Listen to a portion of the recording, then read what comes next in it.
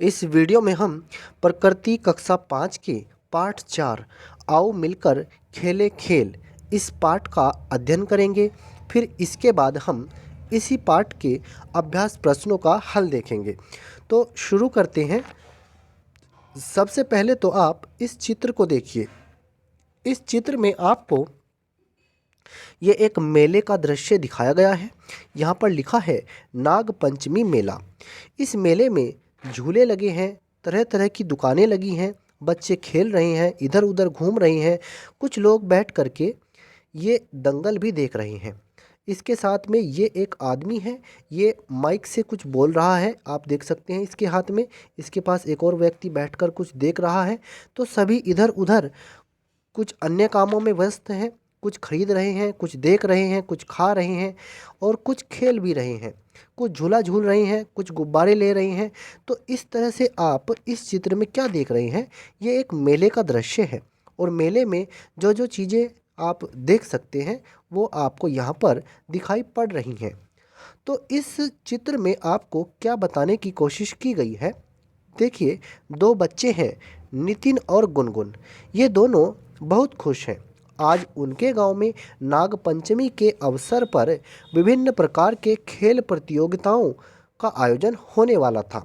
सत्तू काका loud speaker से गांव वालों को प्रतियोगिता में हिस्सा लेने के लिए प्रोत्साहित कर रहे थे। मैं तो लंबी कूद में भाग लूंगा, नितिन ने कहा। सत्तू काका कहाँ बैठे हुए हैं? ये जिनके हाथ में लाउड स्पीकर है, ये सत्तू काका है।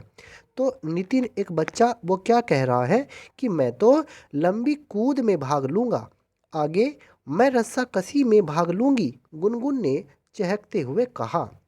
भीम, रेनू, राकेश, राहिला और आफताब भी वहां आ गए। सभी अपनी अपनी पसंद के खेलों के बारे में चर्चा करने लगे। उसी समय नितिन के दादाजी भी वहां आ गए। बच्चों ने दादाजी को घेर लिया और तरह तरह के सवाल करने लगे। दादाजी ने बताया कि जब वो छोटे थे तो अपने मित्रों के साथ नाग पंचमी के अवसर पर कुश्ती और कबड्डी आदि खेलों में बड़े उत्साह से भाग लेते थे। अब यहाँ पर आपको जानने के लिए कुछ बताया गया है, आओ जाने। रस्सी कूद, कुर्सी दौड़, गेंद तड़ी, कुश्ती, रस्साकसी, टच एंड पास, घेरे में टप्पा, खो खो, कबड्डी आदि स्थानीय खेल हैं। इन खेलों को आपने अपने गांव में अपने दोस्तों के साथ खेला होगा। ये आपके गांव में खेले जाने वाले, आपके मोहल्ले में पड़ोस में खेले जाने वाले ऐसे खेल होते हैं जो स्थानीय स्तर पर खेले जाते हैं। अब आपको चर्चा करने के लिए कुछ बिंदु दिए जा रहे हैं। आप अपने दोस्तों के साथ बैठिए, उनसे चर्चा करिए। आप कौन कौन से खेल खेलते हैं, आप कमेंट बॉक्स में बताना कि आप कौन कौन से खेल खेलते हैं। अपने गांव में खेले जाने वाले प्रमुख खेलों के नाम बताइए। इसे कैसे खेलते हैं आप बताएंगे? क्या बड़े बुजुर्ग भी खेलों में प्रतिभाग करते हैं? किन किन खेलों में, उनके नाम बताइए। आप अपने दोस्तों के साथ चर्चा करिए। क्या आपकी माँ और बहनें भी खेलती हैं? वे कौन सा खेल खेलती हैं और कहाँ खेलती हैं? ये आप चर्चा करना अपने दोस्तों के साथ में। आगे आपको इस पाठ में और क्या जानना है? गांव के लोगों के लिए यह आयोजन विशेष था। गांव के ही कबड्डी के खिलाड़ी अनिकेत को प्रदेश स्तर पर उत्कृष्ट प्रदर्शन के लिए ग्राम प्रधान द्वारा सम्मानित किया जाना था।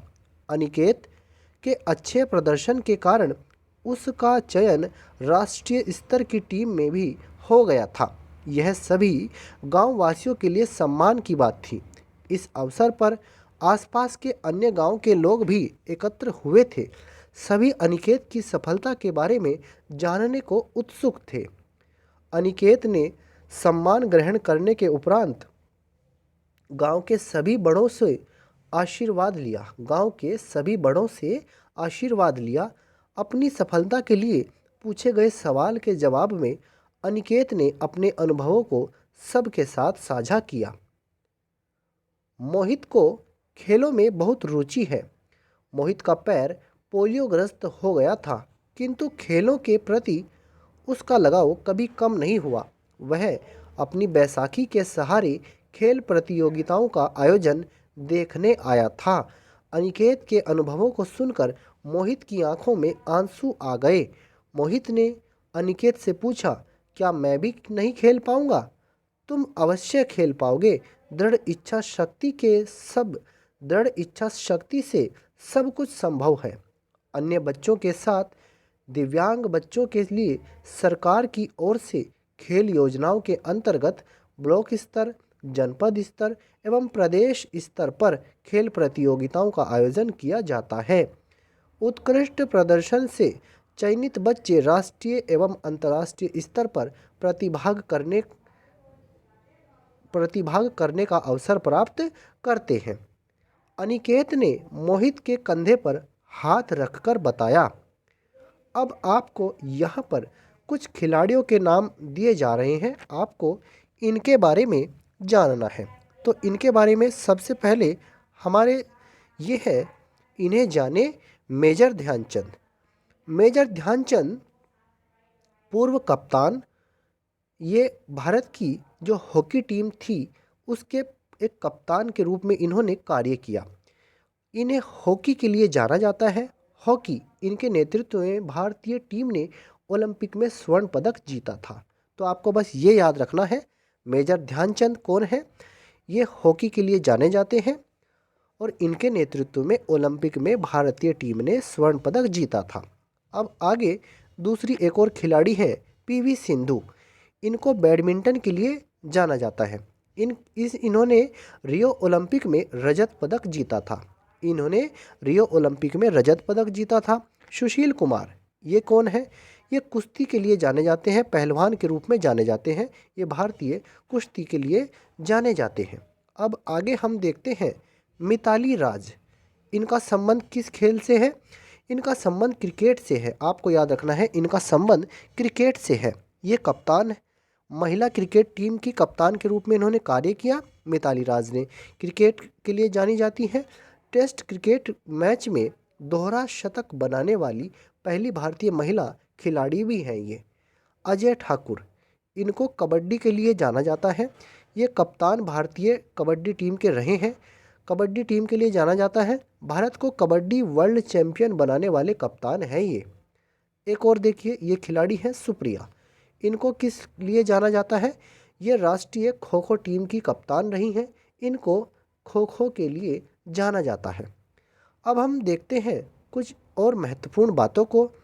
Hockey, football, cricket, badminton, judo, gymnastic, athletics यानी दौड़, कबड्डी, मलखंब, खो खो आदि राष्ट्रीय खेल हैं। आप इनको याद रखना, ये सभी राष्ट्रीय खेल हैं। हॉकी के खिलाड़ी मेजर ध्यानचंद के जन्मदिन 29 अगस्त को भारत में राष्ट्रीय खेल दिवस के रूप में मनाया जाता है। राष्ट्रीय खेल दिवस प्रत्येक वर्ष भारत में 29 अगस्त को मनाया जाता है। इस दिन मेजर ध्यानचंद जी का जन्मदिन होता है। तो आपको ये याद रखना है, हमारा राष्ट्रीय खेल क्या है? हॉकी है। ये भी आप याद रखेंगे।